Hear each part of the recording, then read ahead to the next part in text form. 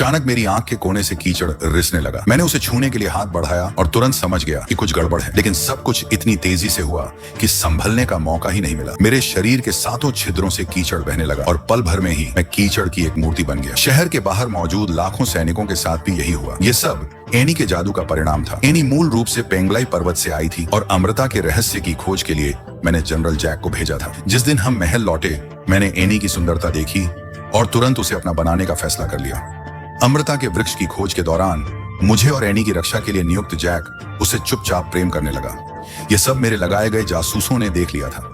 एक दिन एनी को लकड़ी के एक बक्से में चाबी जैसी एक वस्तु मिली। जैक ने उसे गोल मेज पर बने एक यंत्र में लगा दिया। लकड़ी की सतह धीरे धीरे खुली और जो प्राचीन लिपि बाहर आई, उसने न केवल अमृता का रहस्य बताया, बल्कि कई रहस्यमयी और प्राचीन विधाओं का भी ज्ञान दिया। महल लौटने के बाद मैंने दिखावे के लिए एनी से एक वरदान देने का वादा किया, लेकिन भीतर ही भीतर मैं उसे झड़ देने की साजिश रच चुका था। एनी ने अमृता के बदले जैक के साथ पूरी जिंदगी बिताने की इच्छा जताई। मैंने सहमति का नाटक किया। जब एनी ने प्राचीन मंत्रों का जाप शुरू किया तो मुझे अपने शरीर में ऊर्जा का प्रवाह महसूस हुआ। मैं तुरंत उसे बंधे हुए जैक के पास ले गया। उसके सामने ही मैंने चाकू निकाला और जैक की हत्या कर दी।